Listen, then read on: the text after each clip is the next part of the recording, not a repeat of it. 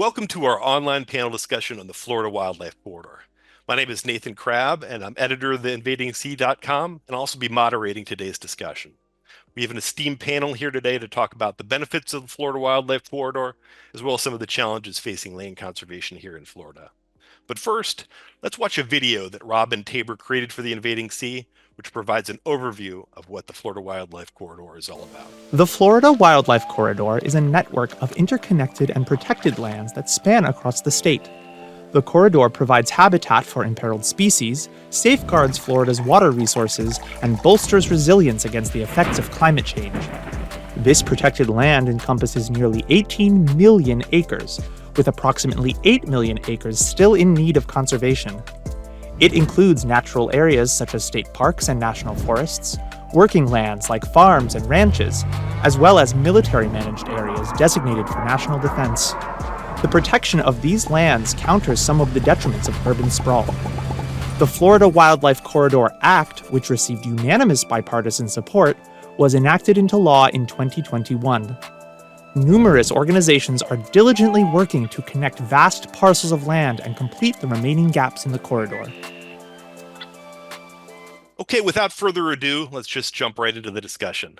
We'll start with Tom Hochter, who's the director of the Center for Landscape Conservation Planning at the University of Florida. Tom, I know you've done a tremendous amount of work laying the foundation for what is known today as the Florida Wildlife Corridor. Could you briefly explain why it's so important to connect large tracts of undeveloped land, how that benefits both wildlife as well as water and the people of the state of Florida? Absolutely, and thank you for inviting me here today. I would like to start with something that I don't think was explicitly said in the video, and that is Florida's been doing this for a very long time. We've been talking about a wildlife corridor plan since the mid-1980s, and that has given us a head start on many other states or regions that might be thinking about similar plans today. Florida has been a leader on science-based wildlife corridor planning, and we continue to work on it and probably have gotten farther along than any other state in terms of policy as well, especially with the passage of the Florida Wildlife Corridor Law in 2021. This started with the identification of what's called the Florida Ecological Greenways Network. The Ecological Greenways Network is part of a statewide greenways plan. The highest priorities within the Ecological Greenways Network are called the Florida Wildlife Corridor now, with passage of the law in 2021. And the reasons why we've identified the Ecological Greenways Network is the importance of protecting large connected landscapes. And they're important for a variety of reasons. That includes the state's biodiversity, protecting Florida's native wildlife species. Most of us, I hope if you're a Floridian, you know, of course, about the Florida panther, but we also have the Florida black bear. Those are both species that need large, functionally connected landscapes to protect viable populations. But there are lots of other landscape-dependent species other than those two that need these larger landscapes to persist over time. So that's a major goal of the Florida Wildlife Corridor, but water is also very important. We all know that we have water issues in Florida. Protecting clean water, restoring clean water is an important goal. Larger, intact landscapes are more likely to provide that water. Agriculture. One of the three big pillars of the Florida economy is agriculture. There is a very close relationship between protecting the Florida Wildlife Corridor and protecting especially what we call working lands in the agricultural landscape. Things like timberlands and ranch lands. They are low intensity uses. They're compatible with the other conservation goals of the corridor, but even croplands, citrus, et cetera, can be in the corridor or buffer the corridor. So that's another thing. Protecting Florida's agriculture is a side product of protecting the corridor. And of course, tourism and recreation. Tourism isn't completely dependent on large intact landscapes, but fishing is very important in Florida, birding, wildlife observation, hiking, and Florida also has a trail network that we're trying to also produce as part of the state greenways plan. And that connection potentially between a wildlife corridor system and a statewide trail system could be a very important part of our recreational access here in Florida. Well, thank you, Tom, and I know that yeah, you've done as you said for this these efforts go back much farther than the act that named the corridor as the Florida Wildlife Corridor. So I appreciate you laying out some of that for us. Um, let's turn to Susan Carr. She's the Strategic Conservation Manager at the Alachua Conservation Trust, which is a nonprofit land trust based in Gainesville. You've previously worked, Susan, on with a variety of other nonprofit and academic and governmental organizations on efforts to protect Florida's natural landscapes. And I wanted you to tell us maybe a little bit about how does land conservation work? I mean, could you give us an overview of how land trusts and other groups preserve land for efforts like the Florida Wildlife Corridor? Yes, thank you, of course, and thank you for having me. Like you mentioned, and I'm going to speak more about, how are we building this thing and who's building this thing, and how we're trying to do this because it's a very ambitious goal to really protect 8 million acres in the state of Florida. That's the part of the wildlife corridor, so I've read from literature, that is currently not in any form of protection. Okay. And I use that word very broadly. Okay. So I work for a nonprofit land trust, and there are a number of maybe about a dozen of us or so throughout the state. So I'm going to sort of speak generally. We are trying to build this thing, among other jobs that we do, but more and more the Florida Wildlife Corridor is our blueprint for conservation. So, and we see this both in how we prioritize our own work, but also how funders and government programs are prioritizing conservation. So how do we do that? Our tools are literally I'm going to put them in two categories: the traditional and the non-traditional. Traditional tools are to buy land, right? A government or even a private entity buy land to conserve it, expressly to conserve it, or to protect private lands with conservation easements, which are legal agreements that restrict development rights and incompatible uses, keeping private lands in conservation. All right. But bear in mind, those lands with conservation easements are still owned and managed by private landowners. Okay. So those are our two big tools. You see land purchases. The state does buy land, counties buy land. Still, we work a lot with that. It's expensive, and there are lots of pros and cons. But of course, a big pro is that if it becomes a state forest, state park, it's by mission and mandate managed for conservation. All right. So conservation easements, I think, are becoming the primary tool to build the corridor because, by and large, they're cheaper because you're not buying the land in total; you're buying interests in it. It keeps the land in private ownership, but it does afford some degree, or a lot, and it works a lot very well with working lands, as Tom mentioned. So it works well with agricultural lands and things like that. So Okay. that's sort of why, in my mind, the traditional tools for doing this. And of course, it takes a lot of work and money and so on. The non-traditional tools, which I think are kind of an emerging market in all this, are incentive programs. Are a lot around land management, right? So you can incentivize private lands people to do conservation, land management that's good for conservation without buying the land or even the easements outright. So there are a lot of tools for that. There are government programs for that. Land trusts ourselves actually try to provide a lot of technical assistance to landowners to do like prescribed fire management, forest, wildlife habitat management, that sort of thing. Does that confer permanent protections? Not always. But I like to say, in a way, it kind of acts like a gateway drug to conservation because once you have a landowner who's doing all this for conservation, it's a short road to them wanting to actually protect their land. Sure. Other non-traditional, and then there's sort of this private sector or free market, I guess, a bunch of programs to incentivize landowners to do things like sell carbon credits or species banking. I don't think we have enough time to go into all that, but so incentive programs is kind of another. And then lastly, I'll kind of wrap it up with working with conservation buyers. Okay, so this means if we're working with somebody who we think, or maybe even through some contractual way, will buy a piece of land and conserve it, right? Nothing is forever, but that's something. And then even with corporate entities, like timber management organizations, where the protection itself is part of a business model strategy. So Right. that's another sort of sector.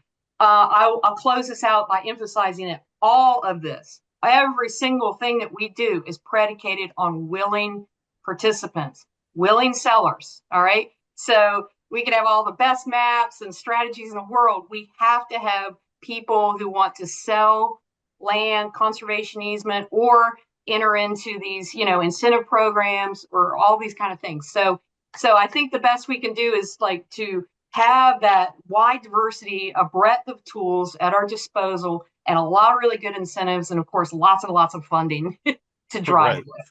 So Well, thank thank you for that. I know that was a lot, and I appreciate you going through it all. And we can delve into some of those issues, particularly funding, a little bit later. But you. before we do that, let's turn to Josh Daskin. Um, uh, Now, Josh, you with Archbold Biological Station, and it includes a research center and thousands of acres of protected land in Highlands County. And Archbold's part of the corridor, along with nearby properties like Avon Park Air Force Range. And could you talk to us a little bit about, Susan mentioned prescribed burns. Could you talk about how having these properties protected development allows for conservation efforts like that? Sure thing.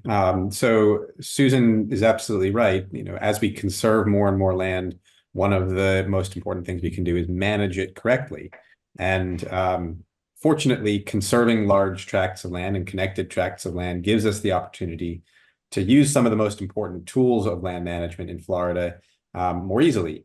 You've mentioned prescribed fire, and just about all of Florida's natural lands, as well as the ranches and timber areas that make up a large portion of the yet to be conserved parts of the corridor, rely on fire to be at their best. And that refers not only to being at their best as habitat for wildlife, but also for the surrounding human communities and their safety. So if we don't burn, we lose the quality of habitat that supports the wildlife that the corridor is meant to protect and that we love in Florida as Floridians and as visitors to Florida. But it also means that without fire, the fuels that could potentially lead to a more catastrophic, more dangerous, more risky wildfire build up. So it's important to be able to have consistent or relatively frequent fire in just about all of our Florida habitats. Now, you mentioned in particular the Avon Park Air Force Range, which is about an hour up the road from Archbold, where I'm based. And Avon Park is a 106,000 acre training facility used by all branches of the military. It's the most important bombing range training site in the eastern United States, which makes it a very interesting place in a number of ways. But in particular, for our purposes today, it's actually a linchpin of regional high quality habitat. And sometimes people find that somewhat surprising. We're out there dropping bombs, or the military is out there dropping bombs. One of the things that means is that it's a relatively sparsely populated area. There's obviously no one living on the base. And it's actually surrounded by hundreds of thousands of acres of intact natural and working lands. Those ranches, in particular, as well as other forms of agriculture that Tom mentioned. And so the military is really interested, and Archbold has been a key partner in keeping development from progressing too aggressively around the base. It leads to a win-win for conservation and the military mission, as well as for rural livelihoods, agricultural livelihoods in the region around the Avon Park Air Force Range. So with respect to fire in particular, having large connected tracts of land makes it easier to do what we call prescribed burns. And that's where managers will go out and actually light fires in order to reproduce all of the benefits that come from wildfires, but do it in a way that we're able to mitigate risk to infrastructure and people while reproducing the ecological benefits that come from those fires that historically burned naturally across our state. Larger landscapes are much easier to manage fire in because you're not dealing with pockets of homes or businesses that have to be protected. And so we're actually mitigating both ecological risk, insurance risk, And in the case of the base, reducing the risk that comes to surrounding communities from the operations of the military. So in a typical year, they actually have to shut down operations several days a year because of high wildfire risk. Doing these prescribed burns, which are facilitated by having large connected landscapes, reduces the risk of wildfires and lets the bombing range and our military keep doing what they do. So it's just one example of why people actually benefit in addition to wildlife from conserving the Florida Wildlife Corridor. Nice. Well, the Invading Sea is managed by the Florida Atlantic University Center for Environmental Studies, as my shirt says. And Josh, you worked with the center on this report on the climate resilience benefits of the corridor. And I'd like to you kind of touched on some of that in your answer already, but maybe you could lay out a little bit more about what that report said, and in particular about how the corridor helps Florida be more resilient to climate change's impacts. Sure thing. I helped lead that along with Colin Polsky and Jay Baldwin from FAU, and Tom was actually a co-author on that report as well. And so, we're facing sort of a growing onslaught of climate risks in Florida. That's not news to anybody who'll be listening to this. But we can kind of bucket those risks into fire and flooding, storms, and heat. And I'll give just one other really clear example of how the Florida Wildlife Corridor and its protection helps mitigate those risks. Of the 17.7 million acres that make up the Florida Wildlife Corridor, about 6 million acres of it is natural floodplains. And that's 2/3 of Florida's natural functioning floodplains. About a half of those 6 million acres, so about 3 million acres, remain to be conserved, though. So these are areas that we really don't want to develop for a number of reasons. But in particular, avoiding development in these floodplains helps us reduce public safety and insurance risk as storms and rainfall, river flooding, coastal flooding are all increasing in the face of climate change. Yeah. For wildlife, the corridor also provides a very broad form of resilience to climate change, as the types of disturbances that I mentioned, fire, flooding, heat, and storms, are becoming more frequent and more intense. Having those large connected networks of protected areas actually gives wildlife options. So if there's a fire in one place, it means that the wildlife are able to move in a connected landscape to another place with suitable habitat. If you've got roads or development in their way, that cuts off their options. And we know really well from ecological science that connecting habitats makes it much more likely for these wildlife populations to persist, because they can connect to areas with similar habitat and where they're able to breed or find other individuals of their species. Well, thank you for that. And you mentioned Tom's contribution to the report. Tom, you've done a lot of work on this issue in terms of how Florida is going to change due to the impacts of sea level rise and development in the decades to come. Kind of mapped out how Florida is going to work, how Florida is going to look if we don't do more of these land conservation efforts. Maybe you could explain a little bit of that work in terms of how land conservation helps deal with those pressures. Well, to set the foundation first, that 2040-2070 report that we did along with our partners, Thousand Friends of Florida, that was funded by the Florida Department of Agriculture and Consumer Services, is intended to be, those are future scenarios. They're not predictions, they're potential futures if certain trends continue to happen.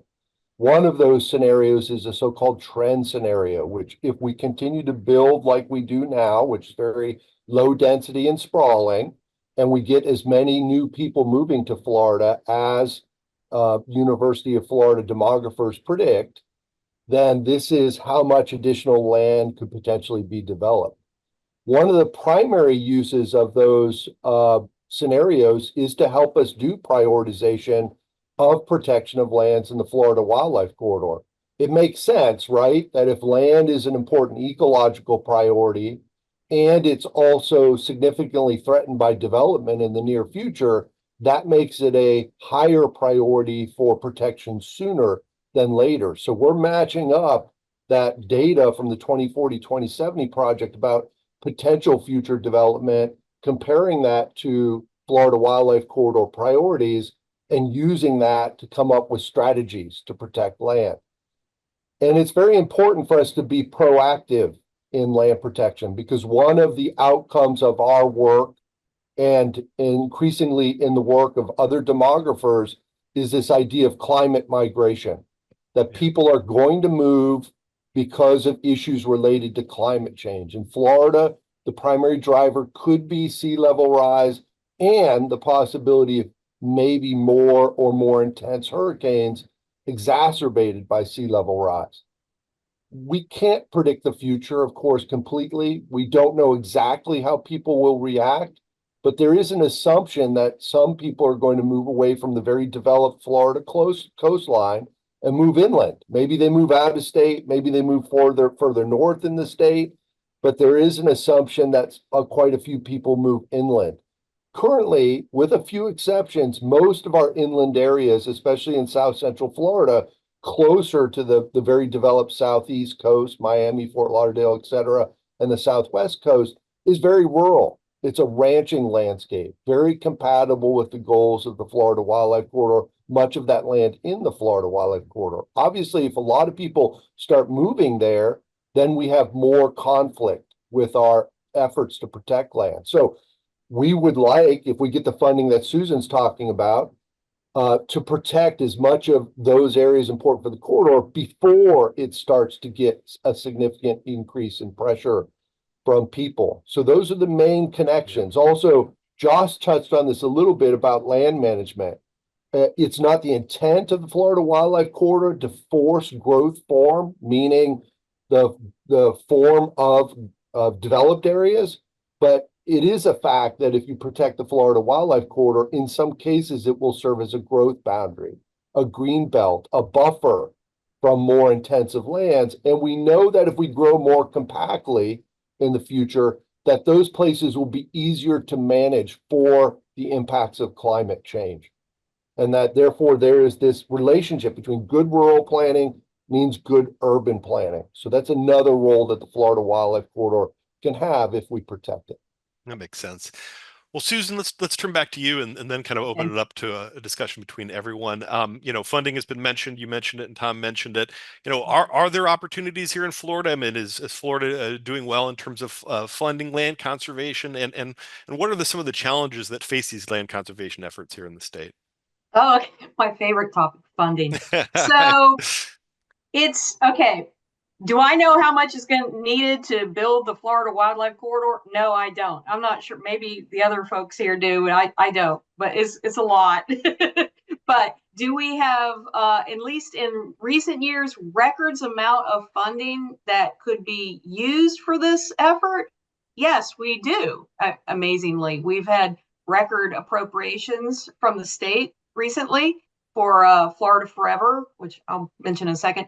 And so at the same time, it's been crazy in my world because at the same time, there's a lot of federal funding sort of coming down the pike as part of the Inflation Reduction Act, which is actually a climate bill in the Biden administration. So there's records amount of funding going into climate adaptation. Well, part of that is conservation, right? And so on the federal side, we have that. Then on the local side, or I guess you have record amounts of activity at the county level. Counties, I think about a third of Florida counties currently have a land protection program. That means county governments are setting up programs to protect lands in their own counties. And these programs are by and large approved by county voters at the ballot box as part of a ballot initiative. And I don't know the stats here, but I think the vast majority of ballot initiatives that go to the ballot box are approved by county residents. Now, I don't have a map, but this has been going on for like 20 or 30 years. In general, the coastal counties or maybe the wealthier counties do pass set up these kind of programs. But now we're starting to see more inland rural counties, like Tom mentioned, that is where the conservation lands are. We're starting to see a lot of activity there, and that's pretty exciting. So, but right now, I'd say all three are kind of really cooking. So, there's a lot going on. I'll just mention the big state programs are Florida Forever and the Rural and Family Lands Protection Program. It's a mouthful. Florida Forever is a state land and conservation easement acquisition program through the Department of Environmental Protection, DEP, rural and family lands is through the Florida Department of Agriculture and Consumer Services. So rural and family lands buys easements to protect agricultural lands. Okay. So Florida Forever kind of does all the above, right? So they buy lands in fee, so they buy land outright and buy conservation easements, mainly to protect environmentally sensitive lands. And I'd say Florida Forever has really been charged, if you look at the Florida Wildlife Act, as being the primary tool for building the corridor. They already have, thanks to all the science and stuff, from Tom's and his folks, they already had a very science-based, science-driven way of prioritizing landscapes in Florida. So we work a lot with those. But on the federal side, I say the big one is the Farm Bill. Believe it or not, the Farm Bill is the biggest funder of land conservation in our nation. All right. Okay. So Farm Bill does a lot of things. So we work with these specific programs that purchase easements, conservation easements for working lands, wetlands, and to a much lesser extent, wildlife habitat. So, right.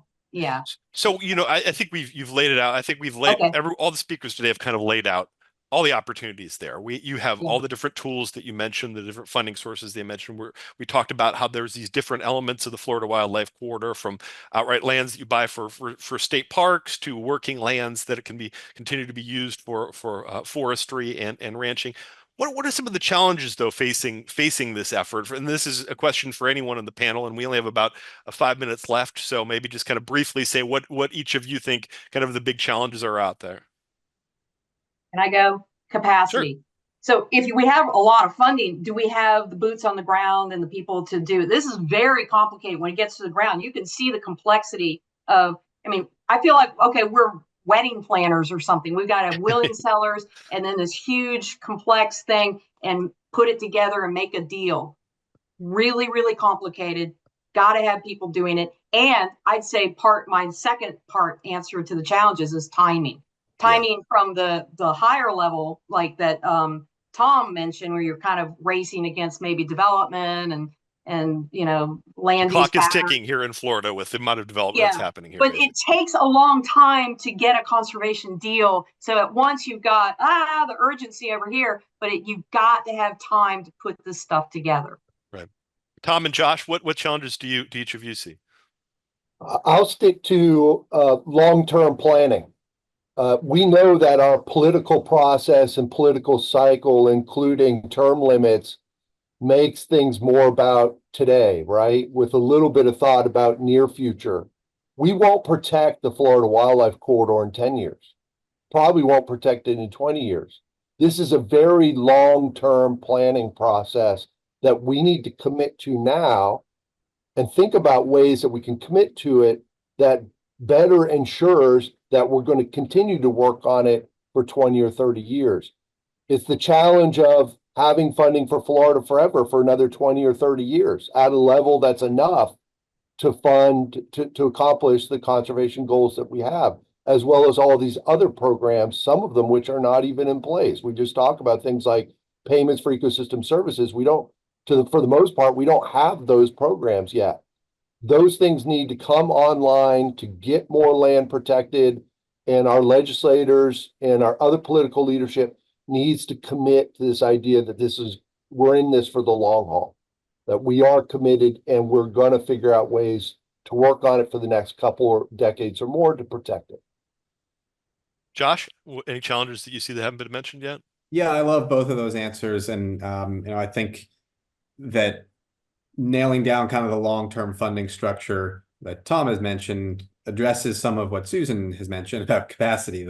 When you give some of the groups, nonprofit or agency, that are working on these challenges consistent long-term funding, they're able to staff up, they're able to train staff who get really good at this work, and they don't see the yo-yos in year-to-year funding that makes it really hard to recruit and retain staff to do this good work.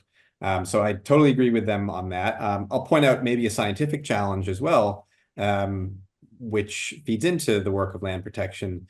It is not trivial to predict where development is going to happen in a place like Florida, where we see a lot of leapfrog development. It's not always at the very edges of existing development that new building happens. So we actually partnered with the Central Florida Regional Planning Council, Archbold did, in the last couple of years, to collate statewide data on where development is happening. And this included, but wasn't limited to, finding 454,000 new building permits that were issued across the state between 2019 and 2022. And that gives us some idea of where development is actually happening, what's really at risk. And then we can start to look at, are we spending the limited conservation dollars and staff time on the places that are really at risk? Or do we need to shift our priorities a little bit? Because this is a long-term game, like Tom suggested. And so there's some strategy to where we spend today's money, relative to what's most at risk and relative to what's most important ecologically. Yeah. Well, I appreciate all of you taking the time to be part of this panel discussion. I failed to mention at the beginning, we're putting this together as part of Florida Climate Week, sponsored by Volo Foundation. And there's some more information on the HUVA website for that event that I think Tom shared. I also shared a piece that Josh, that you wrote on payment for ecosystem services, which is something that Tom mentioned. So check it out there for more information. And this is, as everyone said today, a long-term initiative that hopefully all of you will continue to follow and be a part of. So thank you again, all of you, for taking part in this panel today. And with that, we wrap up our panel discussion. Goodbye.